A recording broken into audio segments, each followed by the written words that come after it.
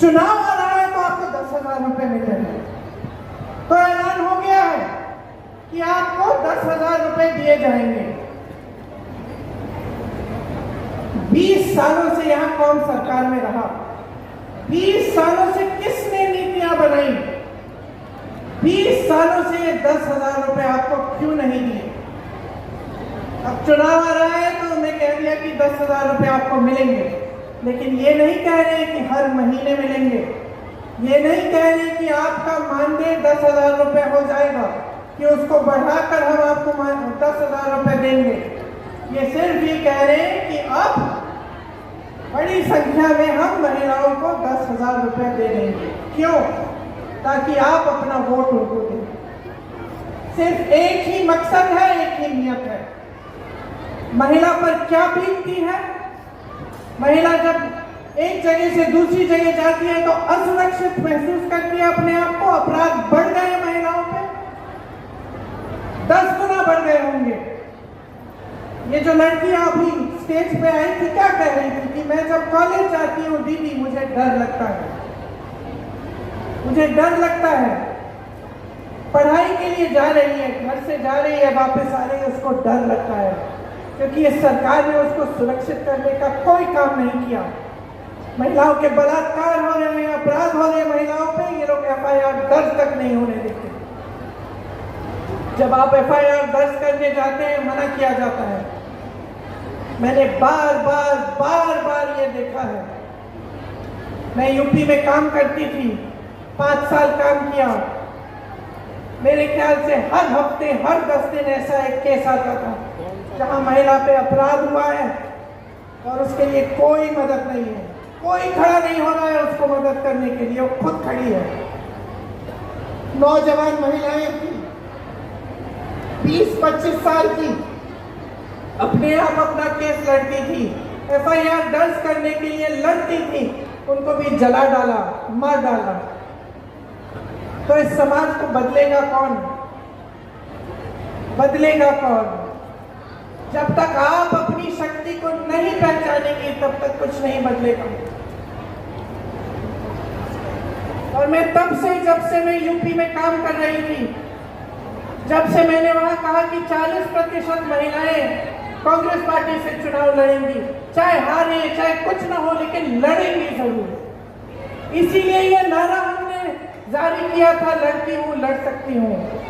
आपको, महिलाओं को ये बताने के लिए कि आपकी एक बहुत बड़ी शक्ति है। आज नीतीश जी, मोदी जी, अमित शाह जी आज इस शक्ति को पहचान रहे हैं। इस शक्ति को पहचान रहे हैं क्योंकि वो जानते हैं कि महिलाओं के समर्थन के बिना वो फिर से सत्ता में नहीं आ सकते। आज उनको अचानक दिख रहा है कि अगर महिला का वोट मिलेगा तभी हमारी सरकार बनेगी। इसीलिए सारी नई नई स्कीमें निकल रही हैं चुनाव से पहले। लेकिन बहनों, हम महिलाएं तेज भी होती हैं, हमें लोगों की नीयत जल्दी समझ में आ जाती है। अगर हम अपनी बेटी के लिए कोई लड़का देखने जा रहे हैं, सबसे पहले हम उसकी नीयत देखते हैं क्या है, समझ जाते हैं कि किसकी नीयत में खोट है। तो जब आपको सिर्फ चुनाव के पहले स्कीम दी जा रही है, सिर्फ चुनाव के पहले पैसे दिए जा रहे हैं, आपको समझना चाहिए कि नीयत में खोट है। लेकिन आपकी जो इतनी बड़ी शक्ति है वो आप खुद नहीं पहचान पा रही हैं। अगर आप एकजुट हो जाएंगी, इस देश की आधी आबादी है, देखते हैं कौन रोक सकता है आपको। देखते हैं किसकी हिम्मत है, किसी भी पार्टी की हिम्मत हो कि आपको 3,000 रुपए का मानदेय दे महीने में। आप एकजुट हो जाइए, खड़े हो जाइए और अपना हक मांगिए, अपना अधिकार मांगिए, अपनी शक्ति को पहचानिए कि मैं महिला हूं, इस देश की आधी आबादी हूं, ये देश मेरे बिना स्वतंत्र भी नहीं हो सकता था। अगर इस देश की महिलाएं उस समय नहीं जागी होती, अगर वे स्वतंत्रता संग्राम में इकट्ठे होकर लड़ती नहीं, तो हम आज स्वतंत्र भी नहीं होते। तो हाँ, समाज और सरकार को पहचानने की जरूरत है कि हमारी शक्ति क्या है, लेकिन हमें खुद पहचानना पड़ेगा कि हमारी शक्ति क्या है। हमें खुद एकजुट होना पड़ेगा। हमें खुद देखना पड़ेगा कि कौन सी पार्टी, कौन सा गठबंधन हमें सम्मान दे रहा है। और सम्मान का मतलब ये नहीं है कि चुनाव के 10 दिन पहले 10,000 रुपए पकड़ा दिए, हमें खरीदने की कोशिश है। ये हमारा सम्मान नहीं है। हमारा सम्मान तब होगा जब आपको मानदेय, हर महीने का मानदेय सही मिलेगा। सम्मान तब होगा जब आपको पैरों पे खड़े होने के लिए पूरी तरह से सरकार आपका समर्थन करेगी। आपका सम्मान तब होगा जब आपकी बेटियां पढ़ने जाएंगी और अपने आप को सुरक्षित समझेंगी। और मैं आपको सीधा सीधा बता देती हूँ कि भाजपा की सरकार, नीतीश जी की सरकार आपको कभी इस तरह का सम्मान नहीं देंगे। 20 सालों से इनकी सरकार चल रही है। आप आवाज उठाती हैं तो क्या होता है? यहाँ मंच पे कहा, आप आवाज उठाती हैं तो आपका मुंह बंद किया जाता है। पुलिस आ जाती है आपको पीटने, आपको गिरफ्तार करने के लिए। क्यों? अपराध कर रही हैं आप। अपराधियों को तो गिरफ्तार नहीं किया जा रहा है, लेकिन आप आवाज उठा रही हैं, आप अपना हक मांग रही हैं। आप कह रही हैं कि मैं 8 से 10 घंटे काम करती हूँ, मुझे ये 1,000-1,500 रुपए का मानदेय, 3,000 रुपए का मानदेय स्वीकार नहीं है, मुझे सम्मानजनक मानदेय दो। तो आपको पीटा जाता है, आपको पकड़ के थाने ले जाया जाता है। ऐसी सरकार कभी आपका सम्मान नहीं कर पाएगी। हमारे गठबंधन ने तय किया है कि जो जरूरतमंद महिलाएं हैं उनको 2,500 रुपए हर महीने मिलेगा। आपके मानदेय की बात हम सब अच्छी तरह से समझ रहे हैं और आपके मानदेय को बढ़ाने के लिए, आपके सम्मान के लिए हम सब काम करेंगे। आपने यहाँ मंच पे कई महिलाओं ने अपने बच्चों के स्वास्थ्य की बात की। हमने तय किया है कि जिस तरह से कांग्रेस की सरकार ने राजस्थान में 25 लाख का स्वास्थ्य बीमा जारी किया था, उस तरह से बिहार में हम उसे लागू करेंगे। इसका मतलब है कि 25 लाख रुपए तक कोई भी स्वास्थ्य सुविधा, चाहे वो सर्जरी हो, दवा हो, कुछ भी हो, वो आपको मुफ्त में मिलेगी।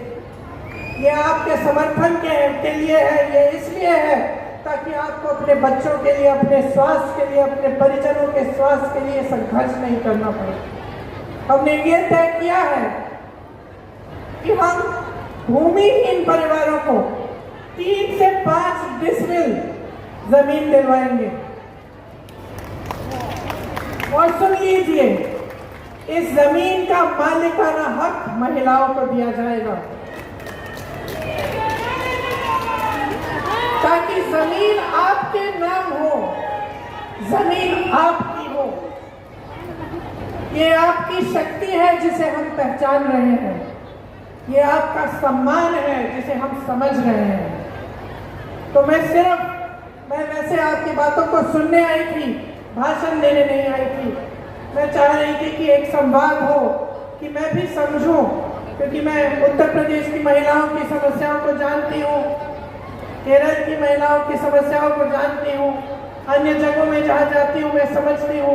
मैं समझना चाहती हूँ कि कितना संघर्ष है आपके जीवन में। और जो मैंने सुना उससे स्पष्ट हो गया है कि आपके जीवन में इतना संघर्ष है। आप पूरे समाज का बोझ उठा रही हैं, आप समाज का बोझ उठा रही हैं, लेकिन समाज और सरकार आपकी तरफ देख ही नहीं रही। जहां सरकार को मदद करनी चाहिए, जहां आपको सशक्त करना चाहिए, वो काम नहीं हो रहा है। एक बहन ने रोजगार की बात की, कहा कि यहाँ से तमाम लोग पलायन करके चले जा रहे हैं। इसका मतलब है आप अकेली रह जाती हैं, अकेली सभी संभालती हैं। जो पैसा आता है उससे खर्चा हो जाता है, ऊपर से आप आशा बहुएं हैं, आंगनवाड़ी हैं, और ये सब काम कर रही हैं, जीविका का काम कर रही हैं, और फिर भी संघर्ष है, अकेली रह रही हैं। इतना संघर्ष है, इतना बोझ उठा रही हैं आप, क्या इस बोझ को पहचानना नहीं चाहिए? नेताओं को, सरकारों को क्या आपको नकारा जाना चाहिए? क्या ऐसी बात होनी चाहिए कि भाई चुनाव आ रहा है, चलो अब महिलाओं के लिए जल्दी जल्दी एक स्कीम निकाल देते हैं, 10,000 रुपये पकड़ा देते हैं, हमें वोट मिल जाएगा? क्या ये सही है? मैं सिर्फ ये कहना चाहती हूँ कि अपने अंतर्मन में झांको, देखो जीवन क्या है आपका। आप जी रही हो, आप संघर्ष कर रही हो, आप अनुभव कर रही हो। ये मेरी बहन वर्दी पहन के खड़ी है, पुलिसकर्मी है, क्या इसका संघर्ष कम है? कम नहीं है। जितना आपका संघर्ष है उनका संघर्ष है। हम सब बहनें हैं, हम सबके अलग अलग संघर्ष हैं, और ये बहुत जरूरी है कि हम इन संघर्षों को एक शक्ति में बदलें। कि हम जब देखते हैं कि हमारा जीवन का अनुभव क्या है, कि 20 सालों से हमारे जीवन में तरक्की हुई ही नहीं है, बिहार में आपके जीवन में तरक्की हुई ही नहीं है, इतने साल हो गए हैं, कह रहे हैं कि एक बहन की 50 साल की स्कीम में बदलाव नहीं आया। तो जब आपके जीवन में इतना संघर्ष है, ये आपका अनुभव है, आप देख रहे हो, बच्चों को पढ़ा नहीं पा रहे हो, बीमार पड़ जाते हैं, इलाज नहीं कर पा रही हो, दिन रात काम कर रही हो, मानदेय नहीं मिल रहा है, तो अपने मन के भीतर एक ज्वाला जगाओ ना बदलाव की। बोलो ना कि हमें बदलाव चाहिए, कि ये शक्ति हमें महात्मा गांधी जी के संघर्ष ने दी थी, हमारे संविधान ने दिया है, हमें, हमारे पास वोट है, और इस वोट को हम समझदारी से डालेंगे, हम समझदारी से इसका इस्तेमाल करेंगे, हम पूरी जिम्मेदारी से इसका इस्तेमाल करेंगे। कहो अपने आप से कि हमें बदलाव लाना है, सिर्फ अपने लिए नहीं, लेकिन सारी महिलाओं के लिए, अपनी सारी बहनों के लिए। जो सरकार, जो नेता महिला की शक्ति नहीं पहचानेगा, जो चुनाव के समय सिर्फ अपने मुंह दिखाने आएगा और बोलेगा कि लो एक स्कीम निकाल ली आपके लिए, लो 10,000 रुपए, लो 5,000 रुपए, उसको सबक सिखाइए, सबक सिखाइए, उसकी नीयत को पहचानिए, पहचानिए कि आपकी अपनी एक बहुत बड़ी शक्ति है, जो इस देश की सबसे बड़ी शक्ति है। इस देश का भविष्य आपके हाथों में है, बच्चों को आप पालती हैं, नई पीढ़ी आपके हाथों में है, आप शिक्षा देती हैं, आप समझाती हैं, आप नैतिकता की बात उनसे करते हैं, आप संघर्ष करके स्कूल पहुंचाती हैं, उनको शिक्षा दिलवाती हैं, रोजगार करती हैं, संघर्ष करती हैं। तो मैं सिर्फ इतना कहना चाहती हूँ कि अपनी शक्ति को पहचानिए, खड़े हो जाइए, जो सामने आता है, जो स्कीमें आपको बताता है, उसको पहचानिए, जो सचमुच आपकी भलाई चाहता है, उस नेता को भी पहचानिए। मेरे भाई राहुल गांधी ने पूरे देश में संघर्ष किया, किस लिए? सामाजिक न्याय के लिए, और सामाजिक न्याय में शामिल